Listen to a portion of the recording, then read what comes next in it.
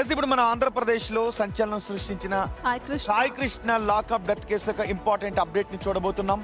Yes, ఈ case AP వ్యాప్తంగా in fact AP politics లో ఒక సంచలనాన్ని సృష్టించింది. ఇక సాయి కృష్ణ లాకప్ డెత్ కేసులో ఎంక్వైరీ స్పీడప్ చేసింది సిట్. కేసులో అసలు ఏం జరిగింది అన్నది తేల్చే పనిలో పడింది సిట్.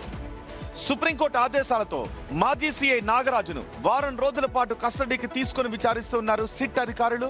ఇందులో భాగంగా నాగరాజుపై ప్రశ్నల వర్షం కురిపించారు. వరుసగా 4వ రోజు విచారణలోనూ నాగరాజు నోరు మెదపలేదని తెలుస్తోంది.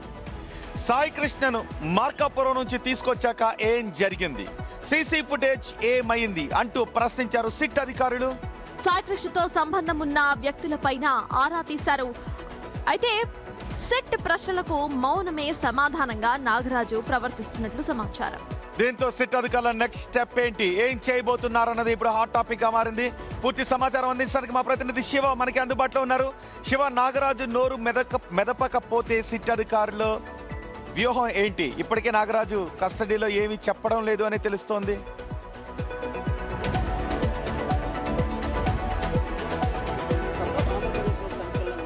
సాయి కృష్ణ లాకప్ డెత్ వ్యవహారం చిక్కుముడి వేయట్లేదు. సిట్ అధికారులు సైతం కూడా తలలు బాదుకుంటున్న కేసు మాత్రం ఇది. ఎందుకంటే ప్రధానంగా నిందితుడు ఎవరైతే ఉన్నారో ప్రధానమైన నిందితుడు సిఐ నాగరాజు, ఈయన పోలీస్ అధికారి కావడంతో ఆయనకి తప్పించుకోవటం ఎలా అనేది పూర్తి స్థాయిలో అవగాహన ఉంది కాబట్టి ఆయన ఎటువంటి విచారణకి సహకరించట్లేదు. సాయి కృష్ణని మార్కాపురం చేసుకొచ్చిన తర్వాత సాయి కృష్ణ ఇలాగే నోరు విప్పకపోతే 6 రోజుల కస్టడీ అయిపోతుంది. కానీ సిట్ అధికారులు ఏం చేస్తారు?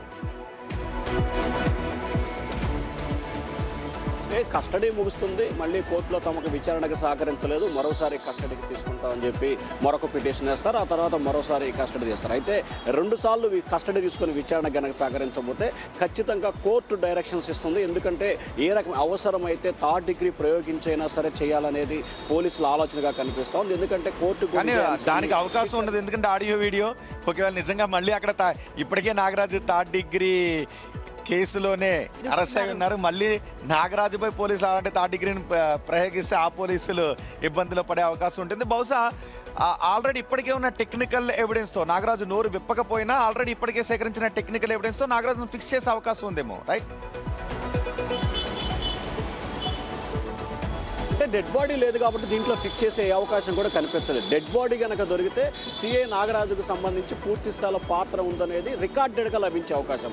ఇప్పటివరకు జరుగుతున్న పరిణామాలు కావచ్చు, ఇప్పటివరకు జరిగిన పరిణామాలు కావచ్చు, కేవలం ఆరోపణలు మాత్రమే. సో ఆరోపణలకు సంబంధించి ఫిక్స్ చేయడం ఏమాత్రం కూడా సాధ్యం కాదు. కానీ ఆధారాలు ఉన్నాయి, తల్లి చెప్తుంది, అలాగే పోలీసులకు సంబంధించి కొంత డేటా సహకరించారు. కానీ సరైన ఆధారాలకు సంబంధించి డెడ్ బాడీ కనుక లభించినట్లయితేనే ఖచ్చితంగా దీంట్లో సిఐ నాగరాజు పాత్ర ఉందనే అభిప్రాయానికి సిట్ రాగలదు, కోర్టు కూడా నమ్మగలదు. రోహిత్, రైట్ శివ.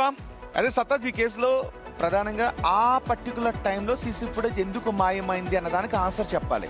ఒకవేళ ఆ టైంలో సీసీ ఫుటేజ్ ఎందుకు మాయమైందో ఆన్సర్ చెప్పకపోతే ఆల్రెడీ సాయి కృష్ణ మిస్ అయ్యాడు కాబట్టి దీంట్లో కాన్స్పిరసీ ఉంది అంటానికి ఇది ఒక ప్రధాన ఆధారం అవుతుంది. ఒకవేళ నాగరాజు నోరు విప్పకపోయినా అందుబాటులో ఉన్న ఈ ఎవిడెన్స్తో నాగరాజును ఫిక్స్ చేసే అవకాశం ఉంటుంది. అదే ప్రైమరీ ఎవిడెన్స్గా మారుతుంది కూడా.